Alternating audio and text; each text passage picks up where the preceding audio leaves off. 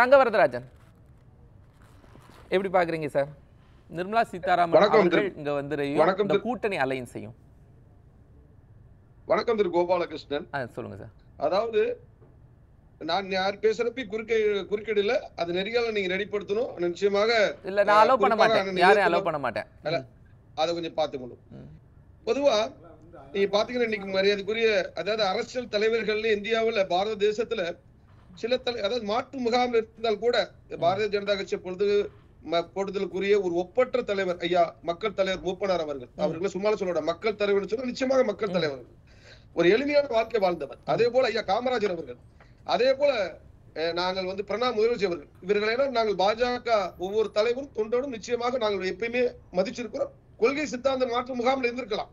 அப்படிப்பட்ட ஒப்பற்ற ஒரு தலைவனுடைய இன்னைக்கு இந்த புகழஞ்சி நிகழ்ச்சியில இன்னைக்கு கலந்து கொண்டு அவர்களுக்கு இன்றைக்கு பாரத பிரதமனுடைய பிரதிநிதியாக இன்றைக்கு மரியாதைக்குரிய இந்திய உலகம் போட்டும் ஒரு ஒப்பற்ற தமிழகத்துடைய வீரமங்கை இன்றைக்கு நிதியம் பின்னாடி வாரேன் விசிகா நண்பர் சொன்னதுக்கு பின்னாடி வார நிதியமைச்சர் என்ன செஞ்சாருங்கிறத பின்னாடி சொல்ல வரேன். அப்படி ஒரு ஒப்பற்ற நிதியமைச்சர் ஒரு வீரமங்கை இன்றைக்கு வந்து பாத்தீங்கன்னு சொன்னா அந்த நாட்டுடைய பொருளாதார வளர்ச்சி உண்டுதலா இருந்த ஒரு நிதியமைச்சர் இன்றைக்கு வந்து அவர் புகழஞ்சி செலுத்தினது வந்து பாத்தீங்கன்னு சொன்னா நிச்சயமாக அது வந்து ஒவ்வொரு தமிழனும் அது கொண்டாடப்பட அதாவது அதை வந்து நினைவு கூறுவதில் பெருமை கொள்ள நிச்சயமாக ஐயா மூப்பனார் கூட மிகப்பெரிய ஒரு உன்னதமான மரியாதை. இன்றைக்கு அப்படிப்பட்ட இன்னைக்கு அதுல வந்து பாத்தீங்கன்னு சொன்னா இன்னைக்கு பல்வேறு தலைவர்கள் இன்னைக்கு அலங்கரித்தார்கள். அதுல குறிப்பா நிர்மலா சீதாராமன் அம்மா நிர்மலா அவர்கள், அதன் போற அண்ணன் எதிர்கட்சி தலைவர், இன்னைக்கு தேசிய ஜனநாயகத்துடைய தமிழகத்தினுடைய தலைவர், இவங்களுடைய மாநில தலைவர், முன்னாள் மாநில தலைவர் எல்லாருமே இன்னைக்கு வந்து பல்வேறு தலைவர்கள் கூட்டணி கட்சிகள் அண்ணன் ரமேஷ் அவர்கள் தமாக அண்ணன் சொன்னார்கள். அவ்வளவு பேர் இன்னைக்கு அலங்கரிச்சாங்க. அதனால நான் என்ன சொல்றேன், இன்னைக்கு அண்ணன் இதயத்துல்லா சில கேள்விகளுக்கு நான் வாரேன். அவர்கள் என்ன சொல்றாரு என்று சொன்னால் வந்து கூட்டணி ஃபார்ம் ஆயிடுச்சா அப்படிங்கறத நம்ம தெளிவுபடுத்திடலாம் சார். அதாவது திமுகவுக்கு இன்னும் வரும் என்று சொல்றார். திமுக கூட்டணி இன்டாக்டா இருக்கிறதா அவர் சொல்லிக் கொள்ளலாம். இன்னைக்கு முத்தரசனாக இருக்கலாம், அண்ணன் வந்து சண்முகமாக இருக்கலாம், தலைவர்கள் எல்லாம் திரு முதல்வர்களோட விருந்து சாப்பிடலாம். ஆனால் போக்குவரத்து தொழிலாளர்கள் பாரு இன்னைக்கு போராடிட்டு இருக்காங்க. அவருடைய ஓட்டுகள் வருமா? நீங்க கூட்டணி தலைவர்கள் எல்லாம் நீங்க விருந்து சாப்பிடலாம், உங்கள் தொண்டர்கள் உங்கள் கூட்டணிக்கு ஓட்டு போட மாட்டாங்க. நீங்க பழைய பென்ஷன் திட்ட நிலைப்பாடு என்ன சொல்லட்டும் நான் கேட்கிறேன். இதுல எல்லாம் நீங்க வந்து இன்னைக்கு அண்ணன் இவரு கூட சொன்னாரு, அண்ணன் இதயத்துள்ள என்ன சொல்றாருன்னா காந்தியை பத்தி காமராஜர் ஐயோ என்ன ஆக்குற சார். காந்தி வந்து 1947 சுதந்திரம் அடைஞ்ச பிறகு காங்கிரஸை கலைக்க சொல்லிட்டார். அதுக்கு பிறகு வந்து காங்கிரஸ் நேரு காங்கிரஸ், அதன் பிறகு வந்து காங்கிரஸ் இந்திரா காங்கிரஸ், இன்னைக்கு இருக்குது சோனியா காங்கிரஸ். அதனால காந்தியை பத்தி நீங்க பேச வேணான்னு காமராஜரை பத்தி சொன்னார். ஐயா காமராஜரை நீங்க செல்வ பிறந்தைகளை வேடிக்கை பார்க்கலாம். அண்ணன் ரமேஷ் அவர்கள் சொன்ன போல அவர் வந்து பல கட்சி மாறினவர் உண்மையான காங்கிரஸ் வேண்டாம் சார். இல்ல நான் தனிப்பட்ட முறையில கருத்துக்கு தான் வரேன். அது அவங்களுடைய கட்சி யாரை தலைமை பொறுப்புல வைக்கணுமோ அது அவங்க தலைமை பொறுப்புல வைக்கிறாங்க. இல்ல அது அவர்கள் உரிமை. அதை நம்ம விமர்சிக்கிறதுக்கான வாய்ப்பு எப்பவுமே கொடுக்கப்பட மாட்டாங்க. அப்படி எடுத்துக்கொள்ள தனிப்பட்ட விமர்சனத்துக்கு பாஜக எப்பயுமே போகாது, நான் பண்ண மாட்டேன். அண்ணன் இதயத்துல்லா அவர்கள் அவர் காங்கிரஸை சார்ந்தவர், மாற்று முகாலம் தான் கூட நீண்ட காலம் இருக்கக்கூடியவர். மனசாட்சியோடு சொல்ல வேண்டும், அவரை திமுக அவருடைய தோல் நிறைத்தை பத்தி பேசி அவமானப்படுத்தி சமீபத்தில் பேசின திமுக நிலைப்பாடு என்ன என்பது நீங்க சொல்லணும். நிச்சயமாக ஒரு தமிழனை மிகப்பெரிய ஒரு எளிமையான தலைவரை நீங்க வந்து நிறத்தை கொச்சைப்படுத்த கூட்டணி விட்டு வெளியே வந்திருக்குமா இல்லையா?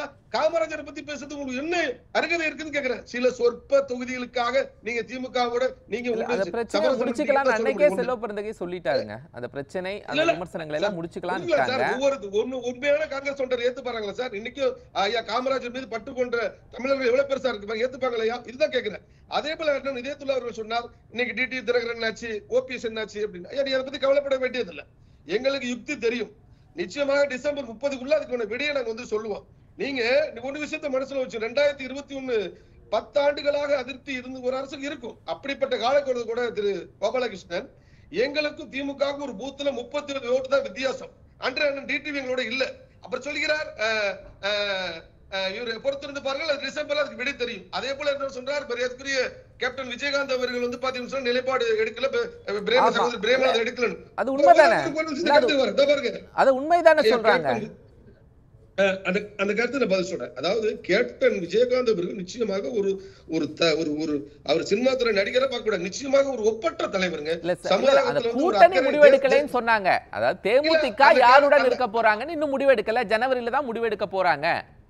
அதுதான் சார் சொல்ல வரேன் சார். பாருங்க ஒரு ஏழை எளியோர் மக்களுக்கு எப்படி மக்களுக்கு நலன் செய்ய வேண்டும் என்பதற்காக அரசியல் கட்சி துவங்கினவர். அவர் அவர் சுயலாபத்துக்கான அரசியல் கட்சி துவங்கினது கிடையாது. அப்படிப்பட்ட தலைவர் எங்களோடு கூட்டணியில் இருந்திருக்கிறார். அதே போல எம்ஜிஆர் வெளியில் வந்ததுனால அதிமுகவோடு ஒரு கூட்டணியில் இருந்தார். ஆனால் மக்கள் நல கூட்டணி ஊழல் கட்சி தீய சக்தி திமுகவோட போல என்பது இதயத்துள்ள அவர்கள் அண்ணன் இதயத்துள்ள அவர்கள் ஒத்துக்கொள்ள நினைக்கிறேன். அதனால வந்தவர்கள் கேப்டனுக்கு அரணாக இருந்தவர்கள், கேப்டனுடைய சித்தாந்தத்தை கடைபிடிப்பவர்கள் மறந்து திமுக போக மாட்டார்கள். நிச்சயமாக இன்று மக்கள் விரோத ஆட்சிக்கு இன்னைக்கு என்டிஏ தான் முதல் பிளேயர் மக்கள் முடிவெடுத்துட்டாங்க. அப்படி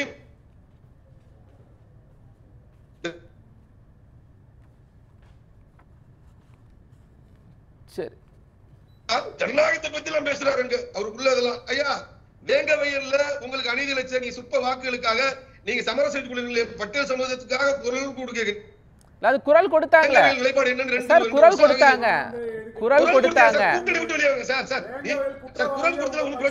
சரி பாவலன் சார், பாவலன் சார், பாவலன் சார், பாவலன் சார், பாவலன் சார், அதை நான் இன்ஸ்ட்ரக்ட் பண்ணிக்கிறேன் சார், அதை நான் இன்ஸ்ட்ரக்ட் பண்ணிக்கிறேன் சார். ப்ளீஸ் சார், ஒருத்தர் பேசிட்டு இருக்காங்க.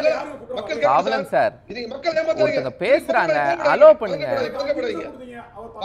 சார். 5 நிமிஷம் கொடுக்கல சார். சார் நீங்க ஒரு டைம் நீங்க முடிவு பண்ண, உங்களுக்கும் சரியான நேரம் தான் கொடுக்கப்படும், உங்களுக்கும் சரியான நேரம் தான் கொடுக்கப்படும் சார். ப்ளீஸ் நீங்க பாவலன் சார், பாவலன் சார், இதேதுல்லா சார்ட்ட நீங்க கேளுங்க, எவ்வளவு நேரம் கொடுத்திருந்தாங்கன்னு இதேதுல்லா சார்ட்ட கேளுங்க. பேசலாம் தங்கவரதராஜன். ஒரு விஷயம் அதே போல நீ பாருங்க, மணித்துளியை பாருங்க, தெரியாது வெளியே தெரியும் பாக்கட்டும். நான் என்ன கேட்கிறேன்னா, வேங்க வயல போராட்டம் பிரச்சனை கிடையாதுங்க, அந்த மக்களுக்கு மிகப்பெரிய அநீதி இழைக்கப்பட்டது, வேடிக்கை பார்த்தது. அப்ப நாங்க மட்டும் சொல்லல, இதெல்லாம் தாண்டி சார் தங்கவரதராஜன் சார், நான் ஒரு கான்செப்ட் உங்ககிட்ட சொல்றேன். இதெல்லாம் பிரச்சனைகளையும் தாண்டி கம்யூனிஸ்ட் கட்சிகளும் போராட்டம் நடத்துறாங்க, தூய்மை பணியாளர் பிரச்சனையில் போராட்டம் நடத்துறாங்க. இதெல்லாம் தாண்டி நாங்கள் இணைந்து இருக்கிறோம், 2026 தேர்தலில் இணைந்தே இருப்போம் அப்படிங்கிற ஒரு ஃபிட்னஸ் அவங்க கொடுத்துட்டாங்க. ஆனால் இன்று நிர்மலா சீதாராமன் அவர்களை வந்த அந்த கூட்டத்திலேயாவது இது போன்ற ஒரு உறுதி கொடுக்கப்பட்டதா அப்படிங்கிற அந்த கேள்வி இருக்குல்ல.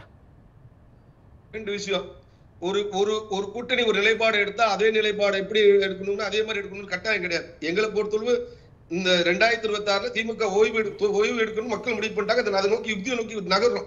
நான் என்ன சொல்றேன்னு கேட்டா, நீங்க கேட்டீங்களா இன்டாக்டா தலைவர்கள் இருக்கலாம்னு சொல்ல வர, நான் வேற கருத்து சொல்லல. நான் சொல்லக்கூடிய கான்செப்ட் அப்படிதான். நீ மேட்டூரா இருக்கலாம், மேட்டூர்ல அந்த ஊராட்சி மன்ற தலைவர் பாத்தீங்கன்னா இன்னைக்கு போய் அந்த அம்மா இருப்பிடம் கிடையாது, கீழே அந்த அம்மா மத்த வயசான மனுக்கெல்லாம் மேலிடம். நான் என்ன சொல்றேன்னா, தொடர்ந்து கள்ளக்குறிச்சியா இருக்கலாம், பட்டியல் நமக்கு தான் பாதிக்கப்பட்டது. ஆனால் திருமாவளவன் என்ன சொன்னார், தயவு செய்து திமுக விமர்சனம் செய்யக்கூடாது என்று அவர் தடை போட்டார். இது போல பல்வேறு, அது மட்டும் கிடையாது, கடுமையான குற்றச்சாட்டு வச்சா நாங்கள் சொந்த கட்சி எங்க தொண்டர்கள் கொடி கூட ஏற்ற ஆட்சியர். அப்ப ஜனநாயகத்தை பத்தி எங்களுக்கு பாடம் எடுக்க வேண்டுமா, திமுக பாடம் எடுக்க வேண்டுமா விசிகா சொல்லணும். ஆக நாங்க சொல்றேங்க, எங்களை பொறுத்தளவு நாங்க சரி, நீங்க இப்ப பேசிட்டீங்க சார்.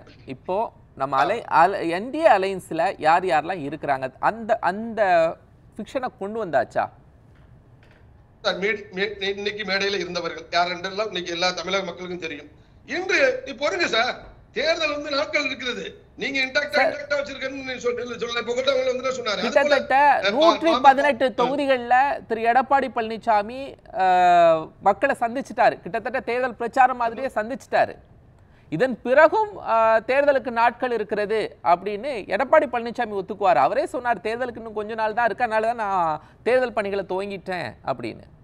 அதாவது இந்த கூட்டணிக்கு மக்கள் இன்னைக்கு இந்த மரியாதைக்குரிய எங்களுடைய முதல்வர் வேட்பாளர் தேசிய வேட்பாளர் போறப்பே மக்கள்கிட்ட எந்த அளவுக்கு ஆதரவு இருக்கு, திமுக கொண்டிருக்குன்னு பார்க்கலாம்.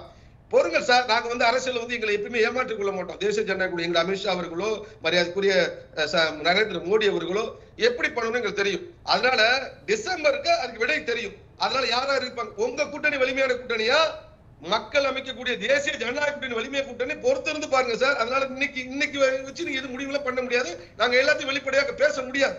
அதனால நாமெல்லாம் இணைந்து இந்த தேர்தலை சந்திக்கணும் நிர்மலா சீதாராமன் சொல்றாங்க. அதை எப்படி புரிஞ்சுக்கிறது? ஆனா அந்த கூட்டணியில அவங்களோட அந்த ஷேர் பண்ண எல்லாரும் இந்த கருத்தை ஒட்டுமொத்தமா ஏத்துக்கிட்டாங்களா?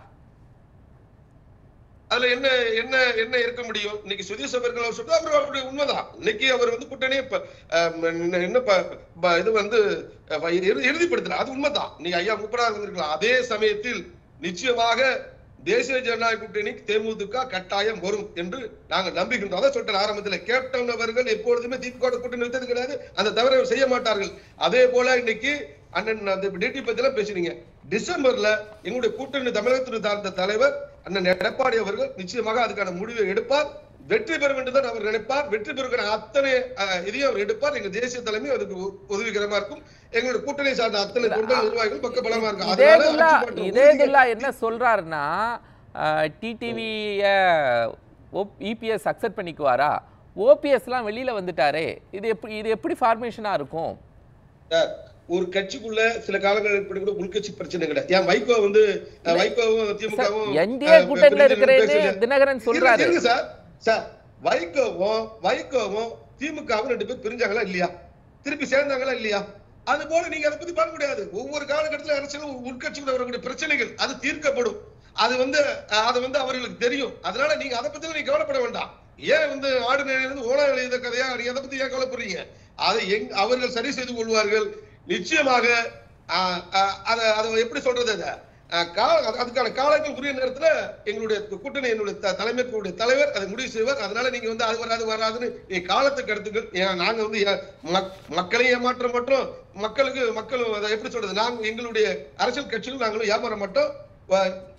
திமுக தமிழக வரலாற்றிலே திமுக 2வது முறையாக வந்த வரலாறு கிடையாது. காரணம் தமிழக நீங்க அதுக்கான ஸ்ட்ராட்டஜி என்ன ஃபார்ம் பண்ணீங்கன்னு தான். ஜெயலலிதா ஒரு ஸ்ட்ராட்டஜி ஃபார்ம் பண்ணாங்க. அது மாதிரியான ஃபார்மேஷனை இந்த கூட்டணி உருவாக்கிடுச்சாங்கிறது தான் நம்ம தொடர்ந்து பேசலாம். இந்த விவாதம் தங்கவரதன் சார் அடுத்த சுற்றுல வந்துடுறேன். இந்த கூட்டணியை இவர்கள் வீழ்த்தது போதும். சரி, அடுத்த சுற்றில் வாரு. அடுத்த சுற்று